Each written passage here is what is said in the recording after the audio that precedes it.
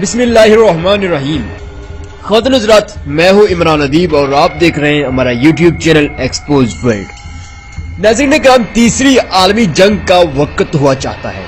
امریکہ اور اسرائیل اس جنگ کی تیاری مکمل کر چکے ہیں۔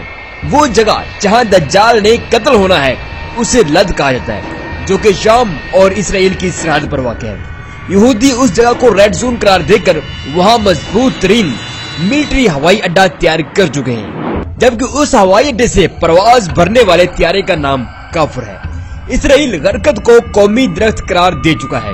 یاد رہے، حضور کریم صلی اللہ علیہ وسلم نے فرمایا، جب مسلمان یہودیوں کے خلاف جنگ کریں گے تو ہر درخت اور پتھر اپنے پیچھے چھپے یہودی کی نشاندہی کرے گا، لیکن غرقت ایسا نہیں کرے گا کیونکہ یہ یہودیوں کا درخت ہے۔ ناظرین کرام، اب مسئلہ صرف بیت المقدس کا نہیں رہا، اب ہمارا ایک ایک شہر نشانے کی زد پر ہے۔ مدینہ شریف اور مکہ مکرمہ خطرے میں ہے۔ اگر میں ذرا کھل کر بولوں تو پورے کا پورا اسلام خطرے میں ہے۔ حق اور باطل کی صفیں نہایت تیزی سے الگ ہو رہی ہیں۔ خواتین حضرات، یاد رہے، حضور کریم صلی اللہ علیہ وسلم کی قرب قیامت سے متعلق احادیث کے مطابق ہماری آخری جنگ یہودیوں سے ہے۔ اس کے بعد ایک اور حدیث میں آپ نے دجال کے ساتھ نکلنے والی 70,000 یہودیوں کی نشاندہی کی ہے۔ ناظرین کرام، آخری جنگ سے متعلق جتنی بھی حدیث ہیں ان سے اندازہ ہوتا ہے کہ آخری زمانے میں یہودی پاور میں ہوں گے، ان کا نظام بہت منظم ہوگا۔ آئیے ذرا ان کے منظم نظام کی ذرا ایک جھلک دیکھتے ہیں۔ خواتین حضرات، آج UNO کے 11 بڑے ملکوں پر یہودی لابی پوری طرح اثر انداز ہے اور دنیا کے 22 بڑے شعبوں میں سے 9 مکمل طور پر یہودیوں کے قبضے میں ہیں۔ وہ ورلڈ بینک جس کا مقروض ہمارا بچہ ہے، جس نے دنیا کے 175 ملکوں کو قرضے کے جال میں پھانسا ہوا ہے، اس کے تمام اعلیٰ عہدیدار فری میسن یہودی ہیں۔ اس کے علاوہ یونیسکو کے 11 شعبوں پر مکمل یہودی اجارہ داری ہے۔ IMF جو پاکستان سمیت دنیا بھر میں فنڈنگ جاری کرتی ہے، جس کے پیسے پر ہمارا تعلیمی نظام چل رہا ہے، جو پولیو کے قطروں کے لیے فنڈنگ کرتی ہے، اس کے تمام اعلیٰ حکام ایلومناٹی ممبرز ہیں۔ امریکہ کے 85 بڑے اداروں میں سے 55 مکمل یہودی لابی کے کنٹرول میں ہیں۔ اس کے علاوہ ناسا کے تمام ریسرچ ورک کو اسرائیلی پالیسیوں کے مطابق دیکھا جاتا ہے، جبکہ ناسا ڈائریکٹر بھی ایک کٹری یہودی ہے۔ ناظرین، وال سٹریٹ، نیو یارک، جہاں سے پوری دنیا کی معیشت اور کرنسی کو دیکھا جاتا ہے، وہ تمام کی تمام یہودی قبضے میں ہے۔ خواتین حضرات، اس وقت پوری دنیا کی ٹیکنالوجی کا 80% کنٹرول یہودیوں کے پاس ہے، جبکہ نظام تعلیم اور کلچر ڈیولپمنٹ پر 90% یہودی قابض ہیں۔ اس کے علاوہ میڈیکل ڈپارٹمنٹ پر 70% اجارہ داری یہودیوں کی ہے، جبکہ ورلڈ میڈیا پر یہودی کنٹرول آپ واضح طور پر دیکھ سکتے ہیں۔ ناظرین کرام، یہ وہ ذرائع ہیں جن پر چل کر کے یہودی پوری دنیا کی دولت اور اقتدار کو سمیٹ رہی ہیں۔ یہودیوں نے اپنے تمام شعبے نیگیٹو اور پلس کے انداز میں ترتیب دیے ہوئے ہیں، یعنی میڈیکل ڈپارٹمنٹ میں جہاں ایک طرف علاج دریافت کیے جا رہے ہیں، وہیں دوسری طرف خطرناک بیماریاں بھی ایجاد کی جا رہی ہیں۔ اسی طرح ایک طرف اینٹی وائرس سافٹ ویئر تیار کیے جا رہے ہیں تو دوسری طرف وائرس ہی کی نئی اقسام بھی تیار ہو رہی ہیں، یعنی یہودی مسائل کو بطور پروڈکٹ استعمال کر رہے ہیں۔ خواتین حضرات، ہماری آخری جنگ یہودیوں سے ہے۔ ہم نے ان کی تیاریوں کی تو جھلک دیکھ ہی لی، لیکن اب ان ممالک کی معاشی اور دفاعی پاور کا جائزہ لینا بھی ضروری ہے جو تیسری جنگ میں ہمارے سامنے کھڑے ہو سکتے ہیں یا کھڑے ہوں گے۔ اس وقت ان کی پاور اور اکانومی پر روشنی ڈالنا بہت ضروری ہے تاکہ اہل اسلام اسی حساب سے لاہ عمل تیار کر سکیں۔ خواتین حضرات، پہلے نمبر پر اسرائیل۔ ناظرین، اسرائیل اس وقت ایٹمی تباہی کا حامل ہے، جبکہ دنیا کا سب سے بڑا ہوٹلنگ بزنس بھی اسی کے پاس ہے۔ اس کے علاوہ دنیا بھر میں پہلی فوڈ انڈسٹریز میں سے اکثریت اسرائیلی ہیں۔ یہ اسرائیلی اسپیسی کھانے اور کولڈ ڈرنکس ایجاد کرنے میں نمبر اول پر ہے۔ برگر، شوارمے، چکن، کلفے، چاکلیٹ، تقریباً 6000 پروڈکٹ کا بانی اسرائیل ہے۔ دوسرے نمبر پر برطانیہ۔ خواتین حضرات، جب قرون اولیٰ کے مسلمان تباہی سے دوچار ہوئے، ان کی سائنس، سیاسیات، معاشیات، فلکیات اور جغرافیہ پر ہزاروں کتابیں یورپ لائی گئی۔ میں ٹاپ آف ٹائم سیریز میں انشاءاللہ ان کتابوں کو کھولوں گا۔ وہ اس قدر حیرت انگیز داستان ہے کہ آپ گرد و نواح سے بے خبر ہو جائیں گے۔ خیر، اس وقت اہل اسلام کی 1000 سال پرانی کتابوں کی کثیر تعداد برطانیہ میں موجود ہے۔ जबकि इसका मेजर बिजनेस एजुकेशन है। इस वक्त दुनिया की top universities Cambridge, imperial, Oxford वगैरह बरतानिया में मौजूद हैं, जबकि सालाना हजारों के हिसाब से साइंटिस्ट और रिसर्चर इस देश में तैयार किए जाते हैं। जबकि ये मुल्क भी एटमी कुव्वत का हामिल है और इसके पास हमारे असलाफ की लिखी हुई बेहतरीन और जामे किताबों का एक पूरा जखीरा इनकी लाइब्रेरीज और इनकी यूनिवर्सिटीज में मौजूद है और उन्हीं पर रिसर्च करके नई जो साइंस है, जदीद साइंस जो है, उसको डेवलप किया जाता है। नाज़रीन इकराम, तीसरे नंबर पर है अमेरिका। अमेरिका इस वक्त बतौर सुपर पावर हमारे सामने है, जबकि इसका असल बिजनेस असला साजी और गुंडागर्दी है। इसके अलावा दुनिया की नंबर 1 फिल्म इंडस्ट्री का ताल्लुक भी इसी मुल्क से है, जबकि सालाना अरबों डॉलर इसे फर्स्ट फोटोग्राफी और फिल्मोग्राफी से भी हासिल होते हैं। चौथे नंबर पर जापान। नाज़रीन इकराम, जापान मशीनरी तैयार करने में अपना सानी नहीं रखता, जबकि रोबोटिक टेक्नोलॉजी में भी जापान नंबर 1 पर है। इंटरनेशनल मोटर व्हीकल कंपनियां होंडा और टोयोटा का भी ताल्लुक जापान ही से है, जबकि ये मुल्क भी एटमी पावर रखता है। 5वें नंबर पर भारत। नाज़रीन इकराम, भारत दुनिया का वो वाहिद मुल्क है जिससे पाकिस्तानी बहुत ज्यादा मोहब्बत भी करते हैं और नफरत भी करते हैं। मोहब्बत इसलिए कि वहाँ भी हमारे जैसे मजदूर बसते हैं, हमारे जैसे मजबूर बसते हैं। ये वही हैं जिनके साथ हमारे बड़ों ने हर मौसम बिताया। आज भी नेट की दुनिया में हम उनसे, वो हमसे बहुत कुछ सीखते हैं, जबकि पाक फौज सरहदी कार्रवाइयों में उन्हें अपना समझकर उनकी बस्तियां और बसें टारगेट नहीं करती, जबकि हम नफरत इसलिए करते हैं कि उस पर इसराइल का साया गहरा हो रहा है। उनकी एजेंसीज और हुकूमती मशीनरी पाकिस्तान को नुकसान पहुंचाने का कोई भी मौका हाथ से नहीं जाने देती, जबकि कश्मीर और गुजरात भी हमारे दिल में बसते हैं और इंडियन गवर्नमेंट उनसे जो सलूक करती है वो भी नफरत की एक बड़ी वजह है। लिहाजा हमारी नफरत सिर्फ हुकूमती हद तक है या हम शरपसंद हिंदुओं को देखना नहीं चाहते। इसके अलावा हर भारतीय हमारा अपना है। नाज़रीन, तीसरी जंग में दज्जाली कूतों के लिए भारत एक अहम कंधा साबित होगा और इस वक्त ये दुनिया की दूसरी बड़ी फिल्मसाज कंपनी का मालिक है, जबकि गूगल समेत दुनिया की 50 बड़ी कंपनियों के सीईओज इंडियन हैं। इसके अलावा इंडिया मेडिसिन फील्ड में भी बड़ी तेजी से आगे निकल रहा है। नाज़रीन, 6 नंबर पर फ्रांस। फ्रांस भी एटमी ताकत है। ये दुनिया की सबसे बड़ी फैशन इंडस्ट्री और परफ्यूम इंडस्ट्री का मालिक है और आज फैशन ट्रेंड होने की वजह से इसकी खूब चांदी है। 7वें नंबर पर है जर्मनी। नाज़रीन इकराम, जर्मनी भी एटमी क़यामत का हामिल है, जबकि इस वक्त दुनिया भर की लग्जरी और महंगी गाड़ियां बनाने की सनत जर्मनी में है। BMW, मर्सिडीज, वॉक्सवैगन ये सब जर्मन कंपनियां हैं, जबकि ये भी दुनिया की अमीर तरीन ममालिक में शामिल होता है। एक तरफ गैर मुस्लिम कम्युनिटी के उन ममालिक की लिस्ट है जो इक्तिदार आला हासिल करने के लिए दुनिया का कंट्रोल चाहते हैं, तो दूसरी तरफ वो इस्लामी ममालिक हैं जिन्हें रसूल करीम सल्लल्लाहु अलैहि वसल्लम का परचम उठाकर अमन और इंसानी आजादी को बरकरार रखने के लिए मैदान कारजार में उतरना है, जिनके मुकद्दस मुकामात खतरे में हैं। उनकी सूरत हाल ये है कि इसराइल के खिलाफ अब तक 500 से ज्यादा करारदादें मंजूर कर चुके हैं, लेकिन किसी में इतनी हिम्मत नहीं है कि वो एक भी करारदाद पर अमल कर गुजरे। नाज़रीन इकराम, हिम्मत क्यों नहीं है? इसकी भी कई वजूहात हैं। जज्बा अपनी जगह ठीक है, लेकिन आज की जंग जीतने के लिए जरूरी है कि मुल्क मुआशी और सियासी तौर पर मुस्तहकम हो, जबकि हमारे हर तीसरे मुस्लिम मुल्क ने यहूदियों का कर्जा देना है। नाज़रीन, मकरूस होने की एक बड़ी वजह मुस्लिम ममालिक की अयाशी और बेईमानी है। अरब शहजादे एक रात के रक्स पर करोड़ों दिनार और दिरहम लुटा रहे हैं, जबकि पाकिस्तान की बड़ी बरामदात में से चावल और आम कोई खरीदने को तैयार नहीं है, क्योंकि पाकिस्तानी चावलों में तकिए डालकर धोखेबाज होने की सनद ले चुके हैं, जबकि बैरून दुनिया को चौसा आम दिखाकर लंगड़ा देने की वजह से अब कोई हमारी मार्केट का रुख नहीं करता। नाज़रीन, ऑनलाइन मार्केट में भी हमारा बहुत बुरा हाल है। कल ही एक दोस्त बता रहा था कि उसने ऑनलाइन एक स्वेटर ऑर्डर किया तो हफ्ते बाद उसे लंडे का कोट मिला। खुद नजरात ये है हमारी मजमूई सूरत हाल। मजमूई तौर पर तुर्की और ईरान के अलावा पूरी मुस्लिम दुनिया इस काबिल नहीं है कि वो किसी से टक्कर ले सके। रात को रक्स के आदि शहजादे अयूबी की तरह मैदानों की सख्ती बर्दाश्त नहीं कर सकते, जबकि झूठ और फरेब की जन्नत बेचकर पेट भरने वाले मैदानों की भूख के मुतहम्मिल नहीं हो सकते।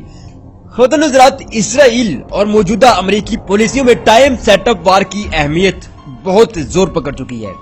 उसकी वजह माजी में लड़ी जाने वाली तमाम जंगें हैं। جس میں صلیبی جنگوں سے لے کر افغان جنگ تک سب شامل ہیں، جس نے کفر کو ایسی ذلت سے دوچار کیا کہ آج یورپی کھل کر اپنے نصاب میں کسی جرنیل کی شان بیان نہیں کر سکتے، اور یہ میرے رب کا اہل ایمان سے وہ وعدہ تھا جو ہر دور میں پورا ہوا۔ اور قرآن مقدس میں اس وعدے کو کچھ یوں بیان کیا گیا ہے کہ تم ہمت مت ہارو اور پریشان مت ہو، تم ہی غالب رہو گے اگر تم پورے مومن رہے۔ دوبارہ پھر سن لیں، اگر تم پورے مومن رہے۔ ناظرین کرام، یہ وعدہ ہر دور میں سچ ثابت ہوتا رہا، لیکن شرط یہ ہے کہ تمہارا ایمان بدر کے مجاہدوں جیسا ہو۔ آج جو لوگ بیت المقدس کے لیے پوسٹر اٹھائے پھرتے ہیں، ان میں بہت سارے ایسے بھی ہوتے ہیں جن کی تجارتی بے ایمانیوں نے ملک کو کہیں کا نہیں چھوڑا۔ ان میں وہ بھی شامل ہوتے ہیں جنہوں نے 5-10 ہزار میں ووٹ بیچ کر اس ملک کو یہودی اور قادیانی لابی کے ہاتھوں بیچا ہوتا ہے۔ جب ہم ہی مومن نہیں ہیں، جب ہم ہی مخلص نہیں ہیں، تو خدا کی مدد کہاں سے آئی، ابابیل کہاں سے آئی؟ جب انسان مومن ہوتا ہے تو صرف مٹھی بھر لوگ افغانستان میں 11 ملکوں کی ایسی رسوائی بچاتے ہیں کہ امریکہ 1 صدی تک بھی اس رسوائی کے ٹرک بھرتا رہے تو بھی کم نہ ہو، جبکہ دوسری طرف ہماری شیر دل پاک آرمی ہے جس نے صرف 3 سال میں عالمی کفر کی متحدہ سیکرٹ آرمی کی کمر توڑ دی، حالانکہ وہ ٹیکنالوجی اور تکنیک میں ہائی پروفائل تھیں۔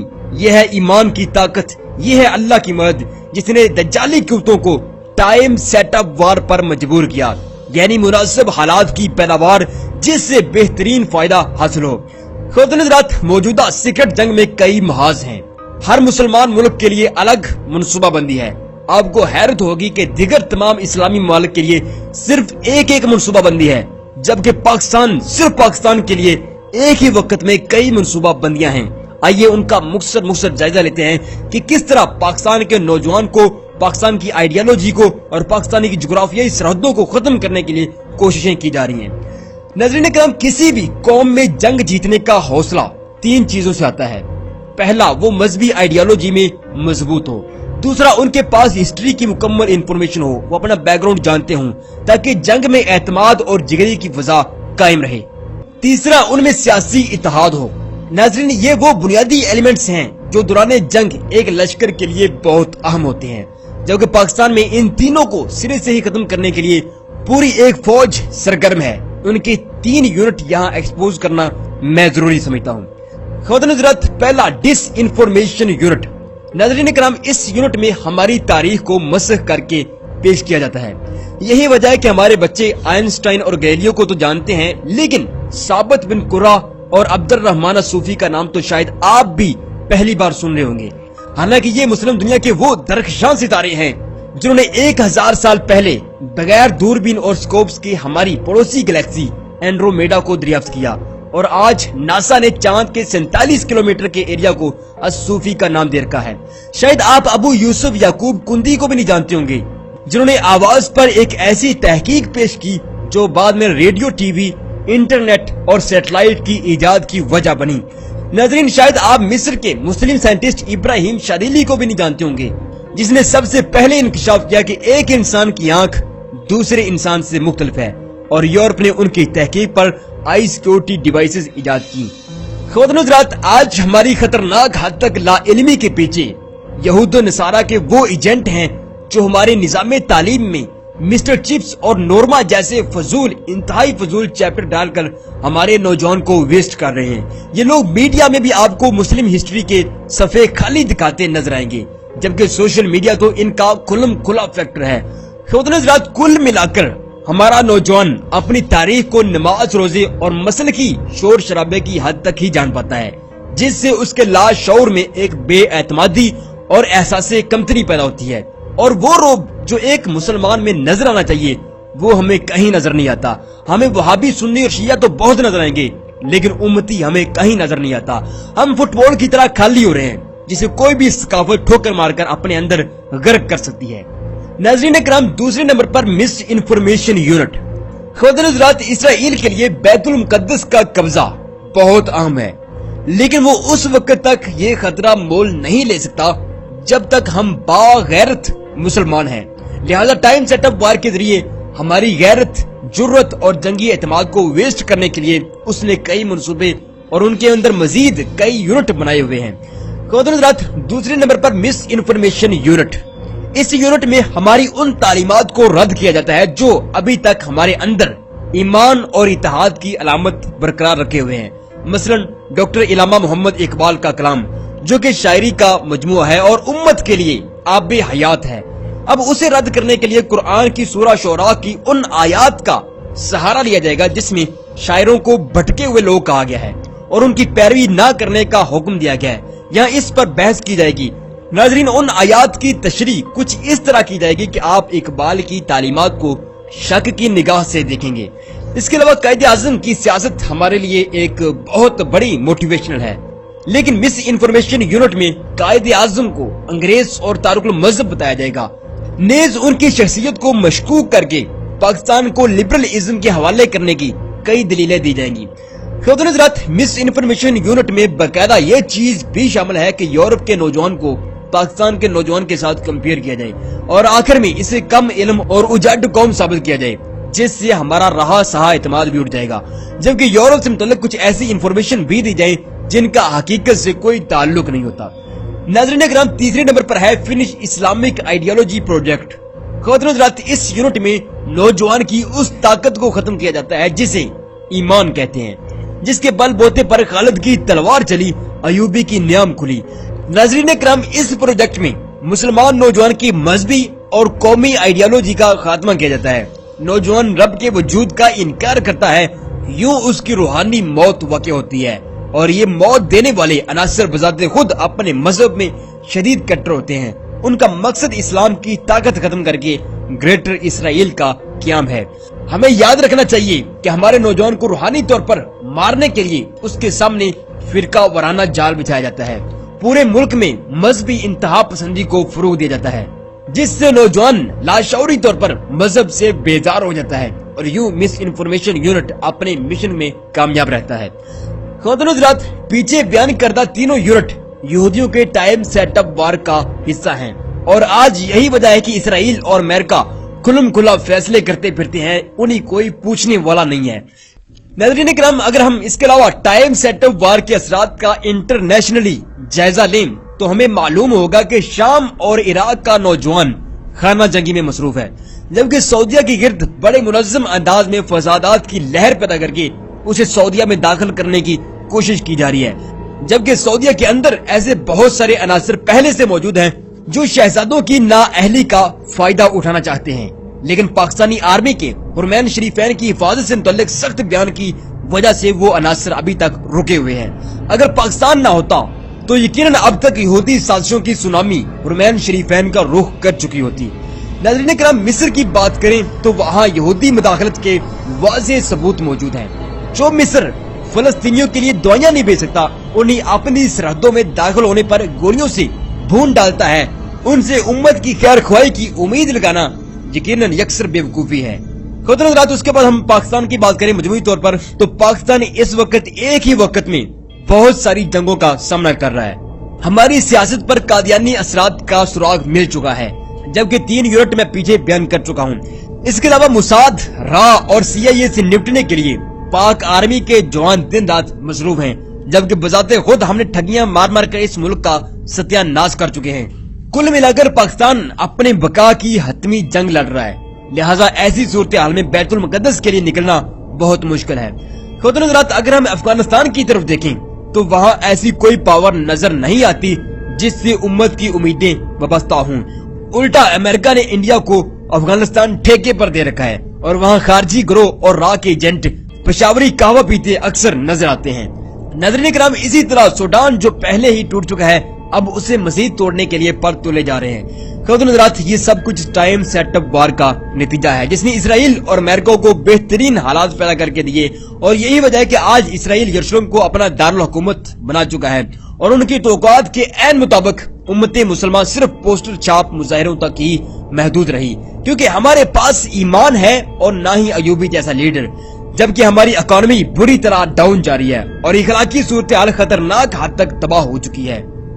ناظرین کرام، میرے پاس کوئی ایسا لفظ نہیں ہے جس سے آپ کو کچھ تسلی میں دے سکوں، صرف اتنا کہوں گا کہ اب اگر کوئی مسیحا فلک سے نہ اترا یا کسی ماں نے نہ جانا تو امت کے کٹتے گلے اور بچوں کے منہ سے اگلتے خون کے فوارے آہستہ آہستہ ختم ہو جائیں گے. پھر میری اور آپ کی باری آئے گی. عالم کفر کے ٹینک روندتے ہوئے ہمیں مقدس شہروں کی طرف بڑھیں گے. دنیا میں ہم ذلیل تو ہو ہی رہے ہیں، لیکن کل قیامت کے دن حضور پاک صلی اللہ علیہ وسلم سے بھی نگاہیں نہیں ملا پائیں گی. ان کے ساتھ وہ ہزاروں شہداء کھڑے ہوں گے جن کی چیخیں آسمان تک تو پہنچی، لیکن ہمارے کان انہیں سننے سے قاصر رہے. میں سمجھتا ہوں کہ آج اگر کوئی شخص فرقہ بازی اور دھوکہ بازی کرتا ہے تو یقیناً وہ امت مسلمہ کے مظلوموں کے قتل میں برابر کا شریک ہے، جس نے اس ملک کو کمزور کیا، جس نے ہماری آرمی کو مشکلات سے دوچار کیا. میں سمجھتا ہوں اگر ہم پوری طرح ایمانداری سے اس ملک کے ساتھ، اس دھرتی کے ساتھ، اس کے نیلے پانیوں سے وفا کریں، چین کے ہر گھر کی طرح ہمارے بھی ہر گھر سے پروڈکٹ انٹرنیشنل مارکیٹ کا حصہ بنے، تو ضرور ایک نہ ایک دن ہم اس قابل ہو جائیں گے کہ ہم پر قرض نہیں ہوگا، ہمارے سجدے صرف اللہ کے لیے ہوں گے.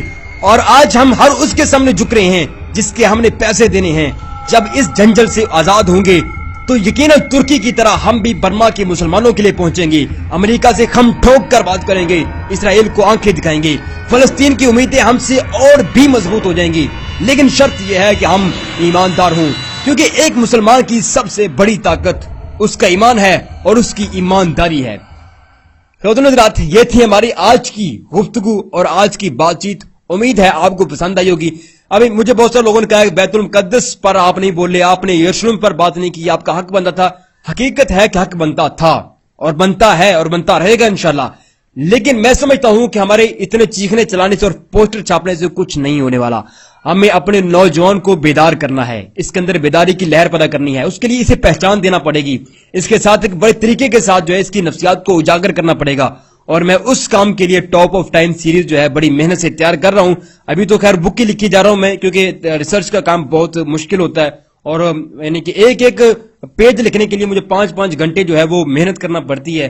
لیکن میں سمجھتا ہوں کہ ہمیں سب سے پہلے اس ملک کے نوجوان کو اجاگر کرنا ہے، اسے وہ حقیقتیں بتانی ہیں جسے بالکل نہیں معلوم. اس کو صرف فرقہ نظر آ، اس کاوش میں مصروف ہوں. اگر میں ویڈیو تھوڑی لیٹ ہو جائے یا جلدی نہ آ سکے پلیز حوصلہ رکھا کرے. اور امید ہے ہماری آج کی گفتگو اچھی رہی ہوگی. اگر آپ کو ویڈیو پسند آئی ہے تو لائک کریں، سبسکرائب کریں اور شیئر کریں، جبکہ کمنٹ کرنا تو آپ کا حق ہے، ضرور ادا کیجیے. اپنا ڈھیر سارا خیال رکھیے گا، میرے بارے میں دعا کرتے رہیے گا. اللہ پاک مجھے صحت دے، تندرستی دے اور اللہ پاک میرے علم میں اضافہ فرمائے اور میں جو اقبال کا مشن ہے وہ پوری ایمانداری کے ساتھ آپ تک پہنچاؤں. بس میرے لیے دعا کرتے رہا کریں اور اپنا ڈھیر سارا خیال رکھیے گا. اللہ